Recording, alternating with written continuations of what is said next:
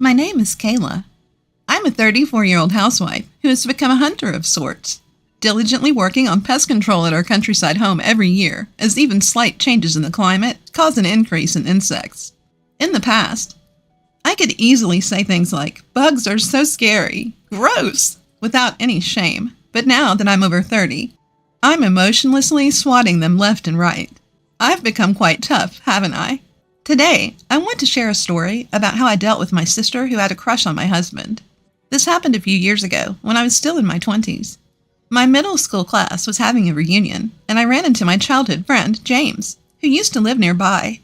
Back when we first started elementary school, my sister Victoria, who is 2 years younger than me, James, and I used to play together all the time. But gradually, the boyish emotion of, "It's embarrassing to play with girls," grew stronger, and James ended up distancing himself from us. In middle school, James's family moved away, and we grew even more distant. That's why I was so nervous when I talked to him at the reunion. But as adults, we have a strong ally. Yes, it's alcohol. Oh, how I love you, alcohol. With the power of alcohol, James and I had a lively conversation, as if we hadn't been apart for so long. We went to the second and third parties, just the two of us, and right before we were about to part ways, James said, "I used to like you when we were kids, and it seems like I still like you, even as an adult." I responded, "What's that all about?" And we started dating with a lighthearted exchange like, "So, shall we date?" Later, a sober James said, "Who do I think I am?" while rolling around on the floor questioning himself. Needless to say, I laughed out loud at the sight. It's kind of funny when the person you like is incredibly embarrassed, and the cause of it is you. I feel a little bit bad for him, though. Then, our marriage was decided smoothly, and we went to each other's parents' houses to announce our upcoming wedding and the start of our cohabitation, which was scheduled for half a year later. We planned to live together before getting married to make sure our lifestyles were compatible. Since we were childhood friends, our parents knew each other's faces. No problem there. Easily approved. We should have gotten permission easily, but, of all things, a problem occurred at my house. It happened when James came over to greet my family, and we were having dinner together. "I'm home," my sister returned from work with a deflated voice. She saw James sitting at the table, and after being surprised, her expression quickly changed to a happy one. "Huh, James, why are you at our house?" James looked a bit embarrassed and glanced at me. "Well, we've actually been dating for about half a year now, and we decided to get married. He came over today to announce it. I thought I should tell my family myself, so I explained the situation to my sister on behalf of James." The moment I told her, my sister's face turned sour, as if she had bitten into a bitter bug. "All right, I'm tired, so I'm going to bed. Bye." With that, she hurriedly went into her room and slammed the door shut. Wow, that was unpleasant. I looked at James, worried that I might have upset her. But he gave me a reassuring smile and said, "Don't worry about it."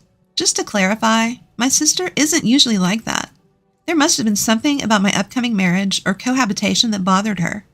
But even our parents had no issues with it, so why was my sister so upset? Not understanding her feelings, I wondered whether I should directly ask her after James had left. When I was about to take a bath, I ran into her in the hallway. I stumbled over my words as she glared at me with a fierce expression. "I never thought you'd marry James. I've always loved him too. I'll never forgive you." With those furious words, she stormed off, her footsteps echoing angrily down the hallway. Her unexpected confession left me stunned. Really? She loved James too? I couldn't help but feel like this was something out of a daytime drama. I spent a sleepless night thinking about it, but eventually reached a conclusion. Did it really matter if my sister loved my fiancé? After all, we were already engaged. If James had said he loved my sister, it would have been a different story. But that wasn't the case. More importantly, if she had loved him since they were kids, she should have told him her feelings much earlier. It was her own fault for not doing so, and blaming me for it was misguided. I knew she might become more hostile, but I decided to let it slide. like a big-hearted older sister. Normally, this would be a heavy situation, but I chose to take a more optimistic view. Still, I was unsure whether to tell James about it. My sister's feelings could become known to him, but if I didn't tell him, he'd feel uncomfortable every time he came over without knowing why. So considering him as a party involved, I decided to tell him everything. If there's anything I can do, let me know. It doesn't seem like there's much I can do, though, James said, concerned about me. Well, it's a sisterly issue. If my sister tries to attack me, I might ask you to be my shield. Hey, don't joke about that. So that's how we decided not to think too deeply about it. Neither of us had any intention of changing our decision to marry, and it wasn't an issue we could convince my sister to understand. So, our choice was to leave it be. As expected, my sister's attitude toward me became much colder after that. On the first day, when I went to take a bath after her, I found that she had drained the bathtub. Ha ha ha! This isn't a big deal. There's always the shower. Honestly, I can even joke about my sister's petty attempts at annoying me. However, it was a bit much when she hid my makeup and wallet before work. I don't have time for a treasure hunt in the morning. I desperately searched, trembling at the thought of being late. Thanks to being late for work, twice in 1 week, I barely made it in, and my boss looked at me with cold eyes and said, "Is it because you're getting relaxed now that you're getting married?" Unforgivable. But no, I'm her older sister. I should forgive her. Or should I? Our parents were initially unaware of my sister's antics, but eventually, they noticed something was off when she started hiding valuables. My mom scolded her, saying, "Why are you acting so childish?"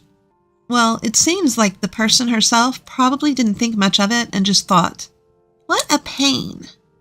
But the problem was our dad. Dad had always favored my sister because he had to care for her as a baby when Mom fell ill.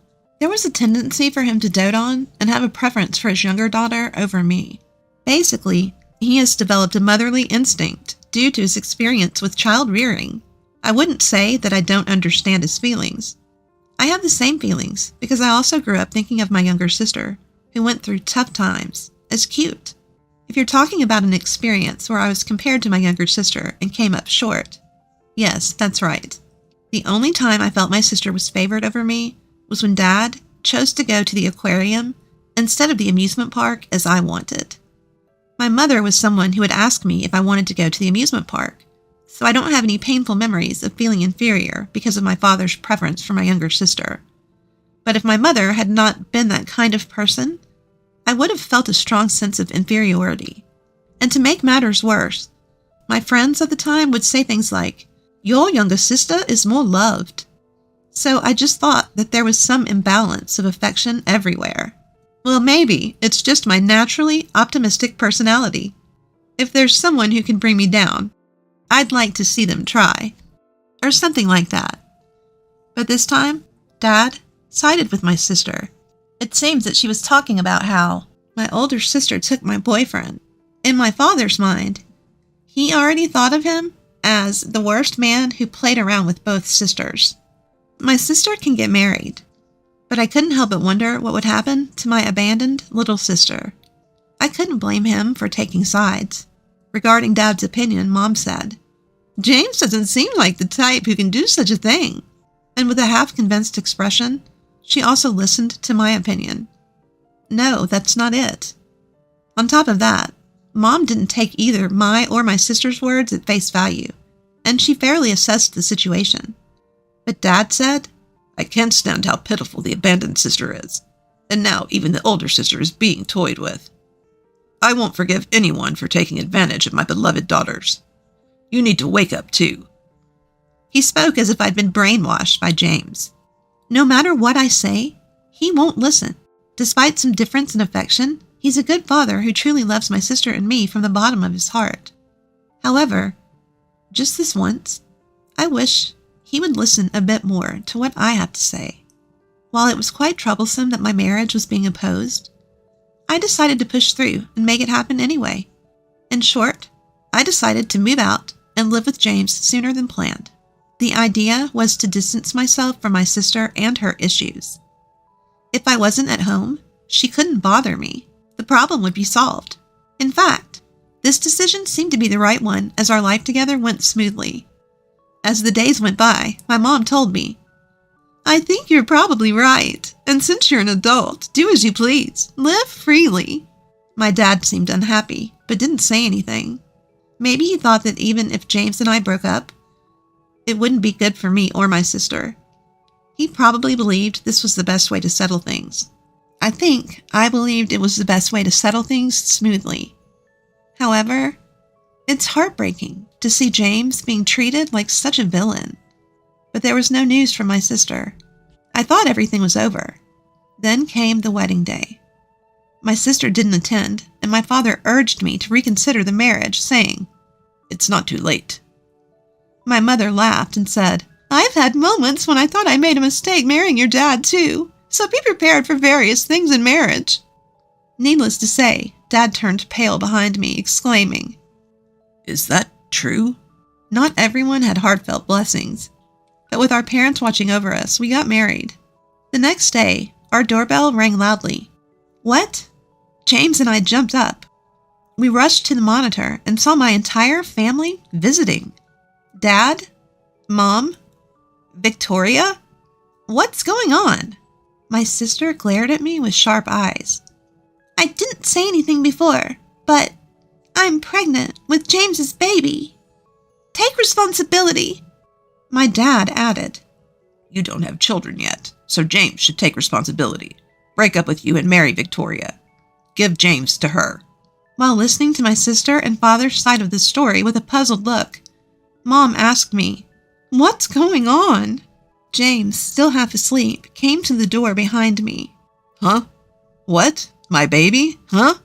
Finally waking up, James shook his head vigorously at me. "It's not true. We didn't do anything like that." His denial was comically exaggerated. I knew that.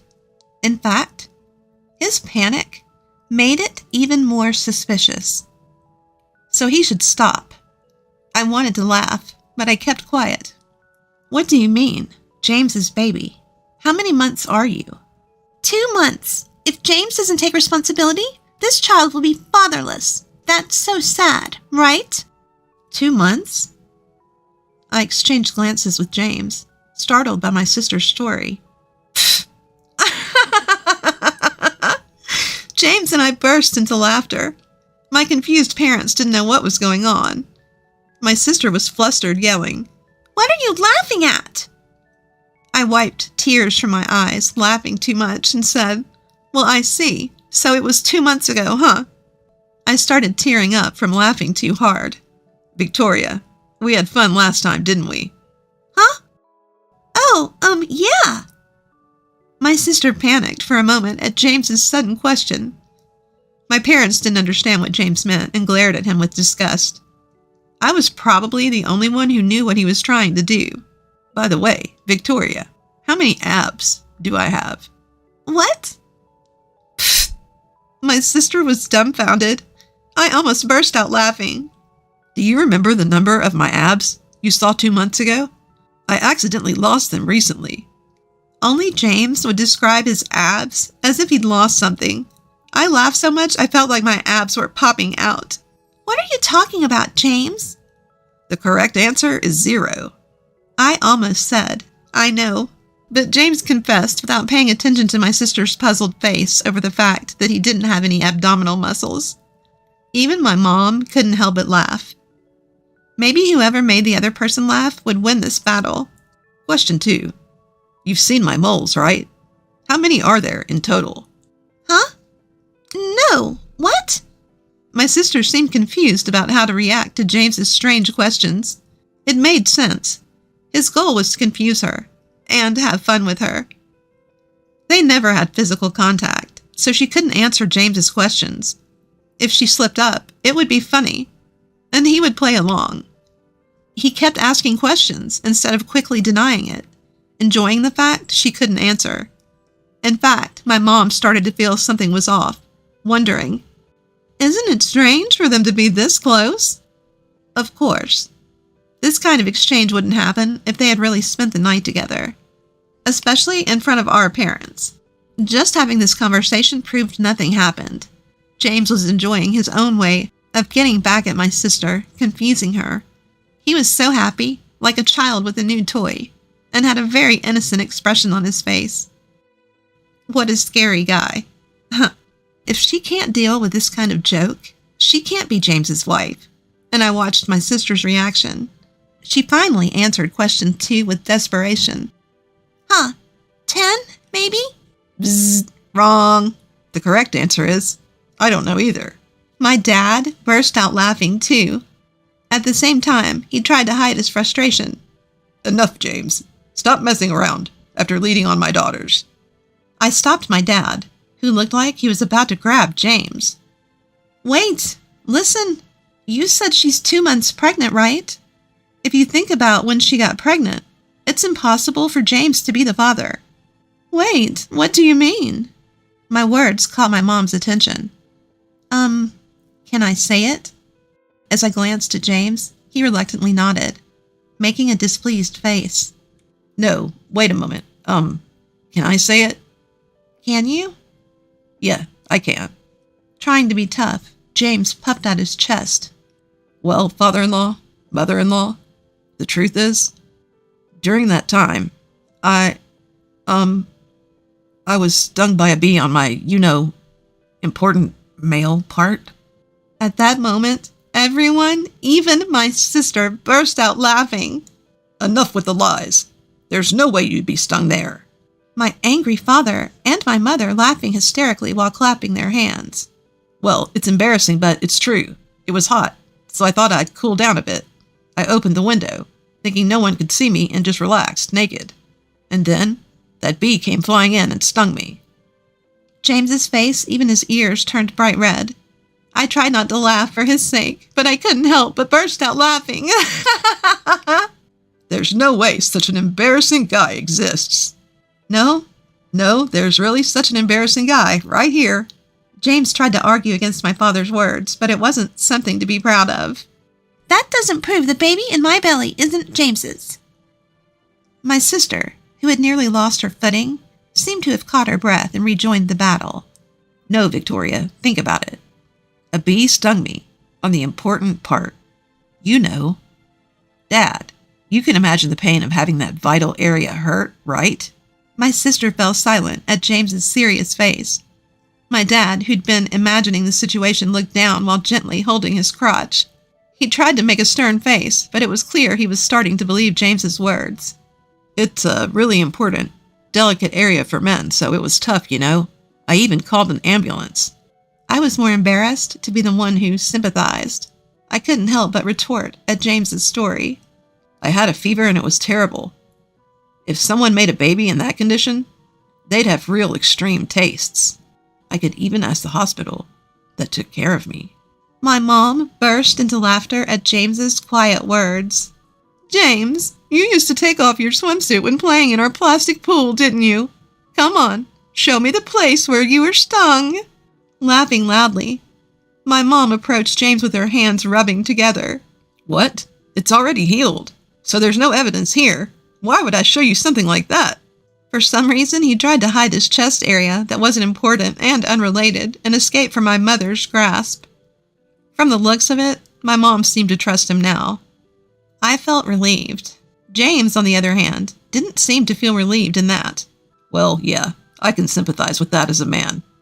I don't think anyone would make up such an embarrassing lie, and there's no need to check with the hospital. At that moment, my dad had kind eyes, as if he were respecting James's last shred of pride. I saw an expression I've never seen before. Ironically, because of where the sting was, understanding from living together seemed quick. I wonder if this also applies to the benefits of injury. Amidst all this, I said to my sister, who stood there in a daze, "Look, even if you tell such a pointless lie, neither James nor I will get a divorce. If anything, I think you'll just become more and more miserable. I may not be able to make you believe me, but I really want you to be happy. You're my one and only sister." At that moment, my sister's eyes widened in anger. "Shut up! Shut up, shut up!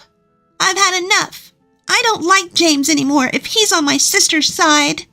James forcefully shook off my sister's hand as she became emotional and tried to grab me. It's fine if you don't like me. I love Kayla, so it doesn't matter. I think of Victoria as a precious childhood friend and a sister-in-law, but I will never see her as a lover now or in the future. If you keep repeating lies like this, I will stand up against them with all my strength. I am Kayla's husband, so I will protect her with all my might. I almost started to cry. He didn't look like the idiot who had been stung by a bee and was saying some mysterious nonsense like, I might be done for. The world is my enemy. My husband is so cool. I even thought that.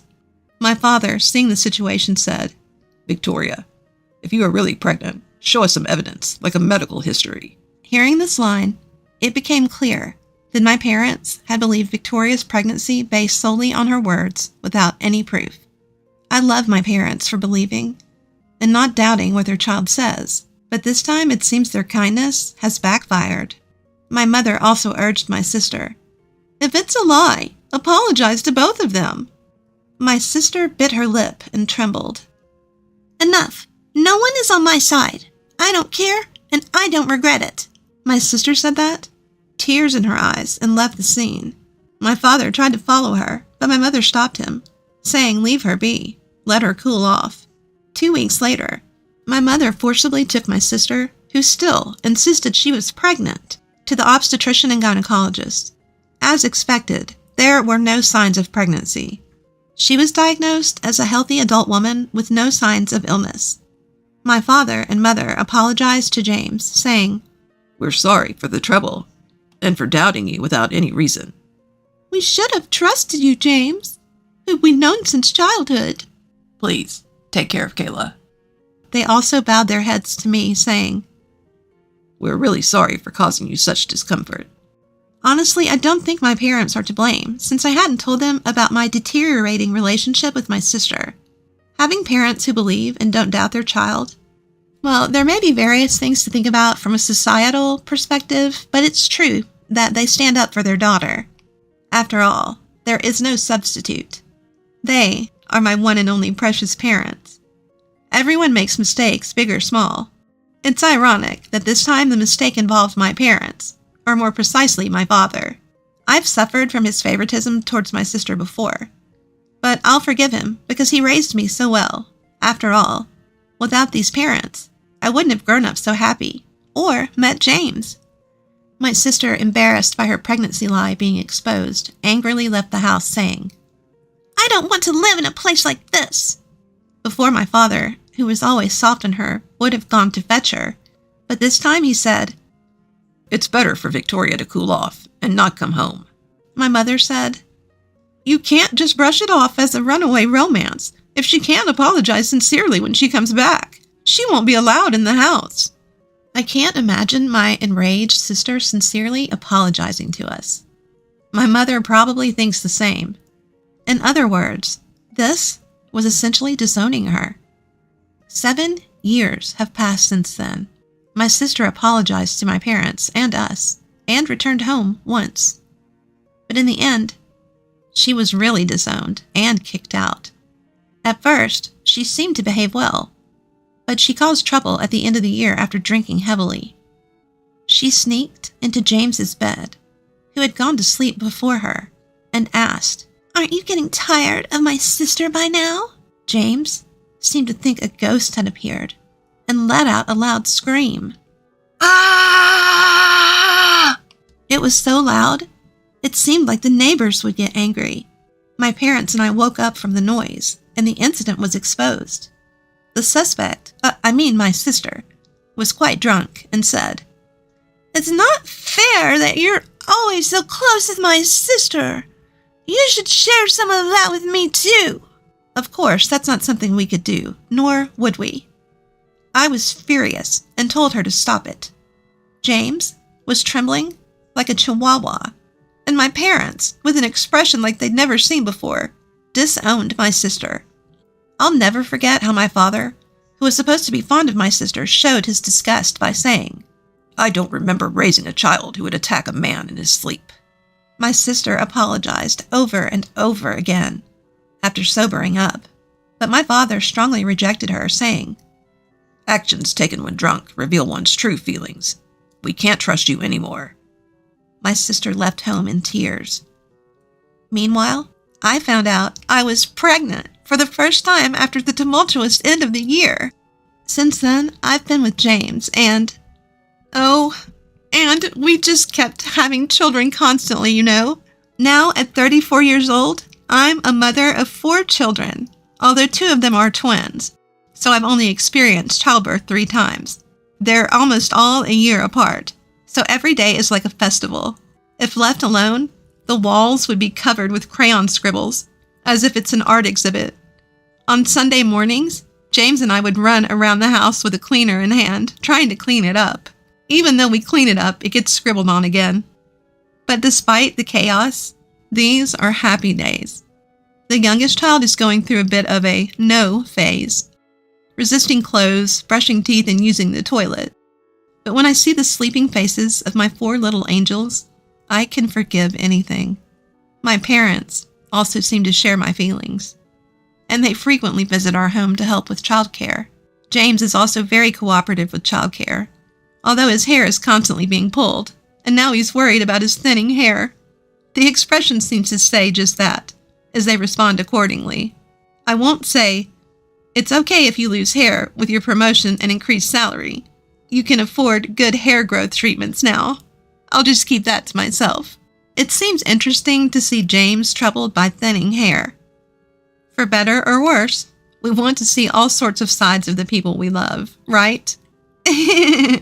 Although it's far from a calm and peaceful home, it's a lively and even noisy place, but right now, I'm very happy.